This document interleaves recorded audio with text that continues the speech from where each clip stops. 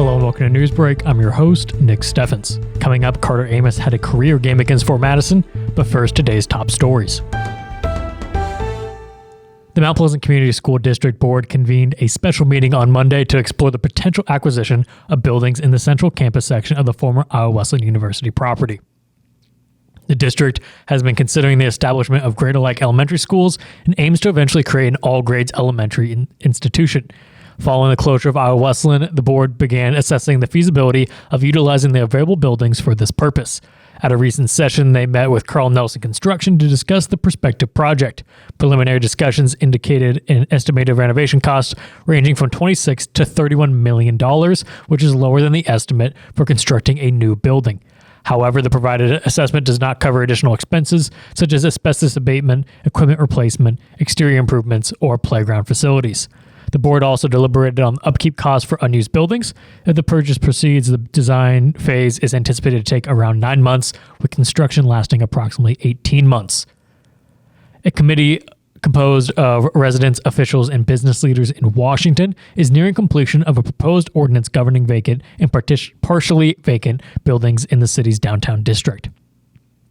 The new municipal code, set to take effect in October if approved, would require owners of unused buildings to register them with the city and pay an annual fee determined by elected officials. The code would also establish maintenance standards and periodic on-site evaluations to ensure compliance with fire, building, and housing safety codes.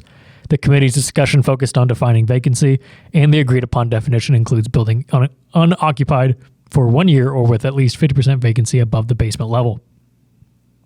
The proposed rules aim to address neglected buildings, promote safety, and preserve the historic downtown area.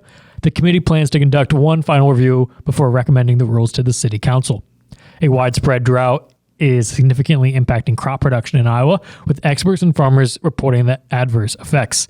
The USDA's Crop Progress and Conditions report for the week ending June 25th revealed that over two-thirds of fields experienced short or very short moisture conditions in both topsoil and subsoil. Less than a third of hay conditions were rated as good to excellent, while corn and soy ratings dropped from 80% last year to 56 and 48 respectively. Sweltering temperatures have exacerbated this situation, with some areas experiencing severe or extreme drought conditions. The lack of rainfall has led to reduced yield potential for corn and soybeans. Late season showers may provide some relief, but the early summer conditions have already capped the crop's potential. The dry conditions have also impacted herbicide usage and allowed hardier weeds to thrive. The spotty nature of rainfall has caused disparities between fields. Farmers are reliant on timely rain for the crops to flourish, and the lack of precipitation is raising concerns about yields. Producers using cover crops have experienced mixed results, with some benefiting from moisture retention and soil protection, while others with aggressive cover cropping face more significant challenges. The drought has also affected cattle pastures, forcing farmers to tap into water food supplies earlier and haul feed and water to sustain livestock. We're going to take a quick break, and when we come back, we'll take a look at the weather and sports.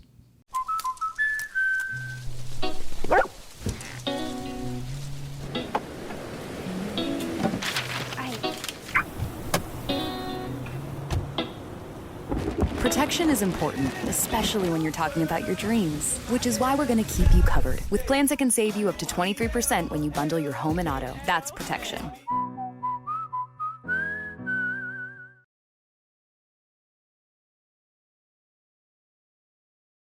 Bring the kids and share the memories from steam engines, antique cars and trucks, tractors, gas engines, and horses. Maybe your memories are of great food from the North Village to the Log Village, or learning how to square dance over at the Dance Barn. This is the place where memories are made. Make plans now to enjoy the history of the past at the 2023 Midwest Old Threshers Reunion, August 31st through September 4th in Mount Pleasant. Visit oldthreshers.com for more details. Unbelievable amount of devastation. I've never seen anything like it. We had a beautiful barn that was gone in 20 minutes. Farm Bureau stepped up right away and said, hey, we got you and we'll be there for you.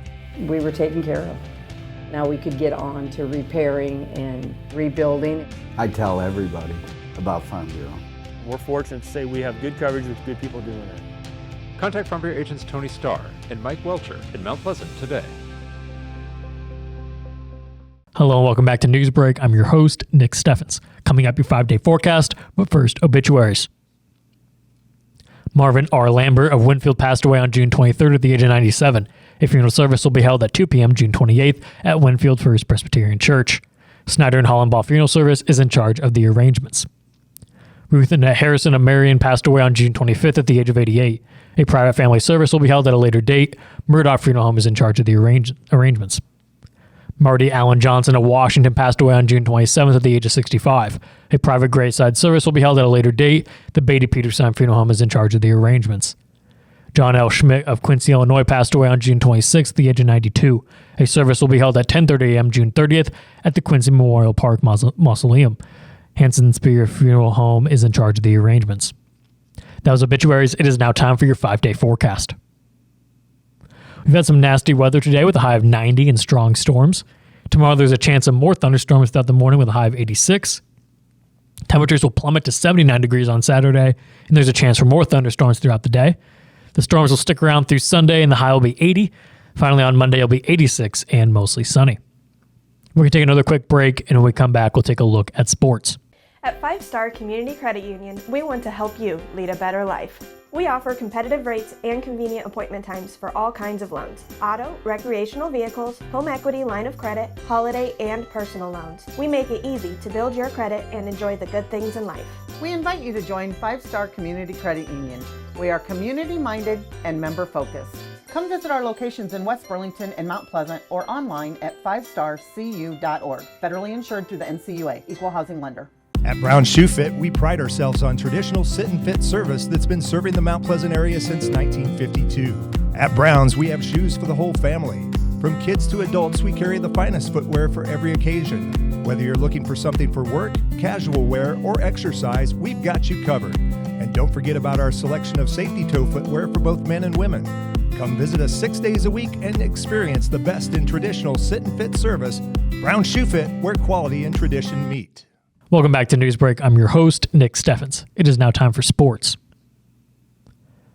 In Fort Madison, Mount Pleasant senior Carter Amos delivered a standout performance, hitting 2 consecutive home runs in a game against Fort Madison. Amos's home runs came in the 5th and 6th innings, helping the Panthers extend their lead and secure a 19-11 victory. He finished the game with 4 hits and 9 RBIs, significantly surpassing the previous season total of 9 RBIs. Other notable contributors for the Panthers include Zarek Vanghaus, who had 2 RBIs, and Payson Coleman, who knocked in 2 runs. Starting pitcher Jake Ensminger scored 3 runs and had 1 RBI. In the second game, Mount Pleasant initially held a 2-1 lead, but fell behind after a 7-run inning by Fort Madison. Despite a late rally by the Panthers, they ultimately lost 8-5. Ensminger's sacrifice fly was the only RBI for Mount Pleasant in the second game. With these results, the Panthers' overall record stands at 11-11 with a conference record of 7-7. They'll conclude their Southeast Conference schedule with a home game against Fort Madison today. That's the news for Southeast Iowa. I've been your host, Nick Steffens. This has been your news break, and I will see you next time.